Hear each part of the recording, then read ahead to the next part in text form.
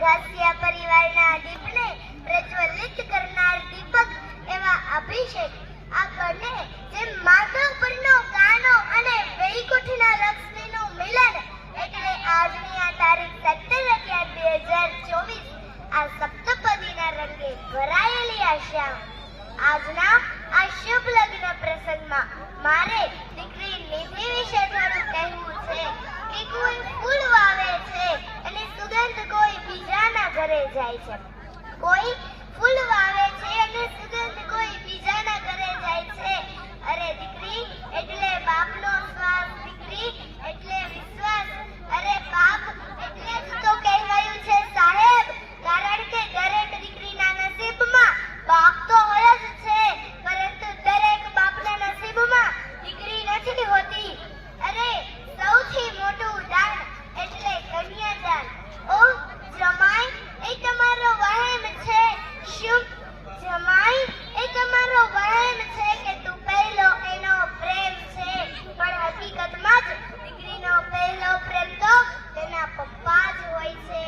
એટલે જ તો કદાચ કહેવાયું હશે કે લગ્ન પહેલા દીકરી જે માંગે તે લઈ આપજો. લગ્ન પહેલા દીકરી જે માંગે ને તે લઈ આપજો સાહેબ, કારણ કે લગ્ન પછી તમે ગમે તેટલું આપશો ને તો પણ એ દીકરી એમ જ કહેશે કે પપ્પા આની શું જરૂર હતી. વાત ખૂબ જ નાની છે પણ એટલી જ ઊંડી છે.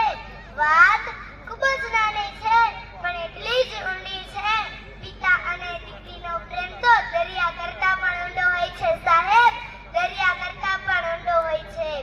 અરે દીકરીને પરણાવીને એટલે તો નદીને પાનેતર પહેરાવા જેવી ઘટના છે દોસ્ત.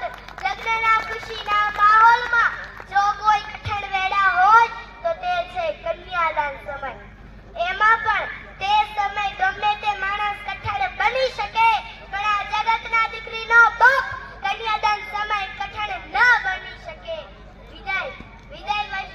વિદાય વિશે કહું તો દીકરીની વિદાય વખતે દીકરી સૌથી વધુ દુઃખ કોઈને દેતી હોય ને તો દીકરીના બાપને. મંડપની નીચે માત્ર દીકરીનું ઘર જ નથી બદલાતું, પરંતુ દીકરીનું આખું જીવન બદલાઈ જાય છે સાહેબ. ત્યારે માત્ર દીકરીનું કન્યાદાન જ નથી થતું, પરંતુ ત્યારે દીકરીની બધી ખુશીઓ, ઈચ્છાઓ અને તેના બધા જ હક આ દરેક વસ્તુનું દાન કરવામાં આવે છે.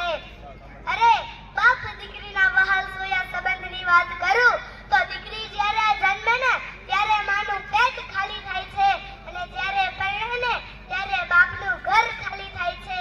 મતલબ કે દીકરીના ગયા પછી બાપને એ જ ઘર સૂનું સૂનું લાગે છે.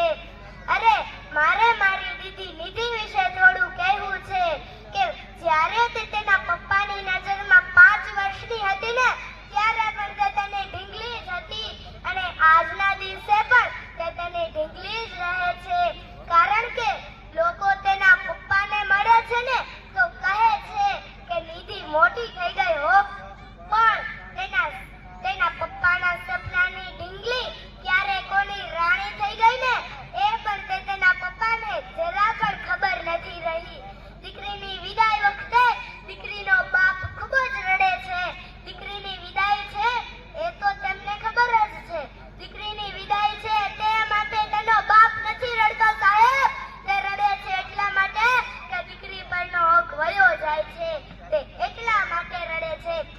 અરે જ્યારે બહેનને માંડવો વધાવવાનો હોય છે ને ત્યારે બહેન ઉત્સાહથી માંડવો વધાવે છે, કેમ કે બહેન કહે છે કે મારા ભાઈના સુખ અને સમૃદ્ધિને મારી નજર ના લાગી જાય, તે માટે બહેન ઉત્સાહથી માંડવો વધાવે છે. તે સમય ભાઈ બહેનને કહે છે કે માંગ બહેન તારે શું જોઈએ છે, ત્યારે બહેન કહે છે કે વીરા મને કંઈ જ નથી જોતું, અને જો તારે આપવું જ હોય ને તો તું મને એક વચન આપ કે મારી ઘરે જ્યારે રોડો અવસર આવે ને ત્યારે તારી પાસે પૈસા હોય કે ના હોય તે સમયે મામલિયાત બનીને મારું ટાણું સાચવી લેજે વીરા, મારું ટાણું સાચવી લેજે. બહેનના આવા ટાણા સાચવી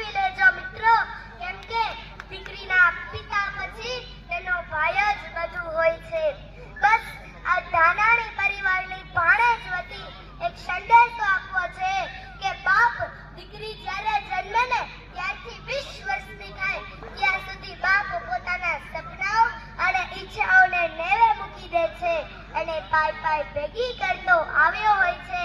દીકરીના કરિયાવરના અને જમણવારના સપના જોતો હોય છે. ભવ્યાથી ભવ્ય વાજતે ગાજતે આયોજન કરતો હોય છે.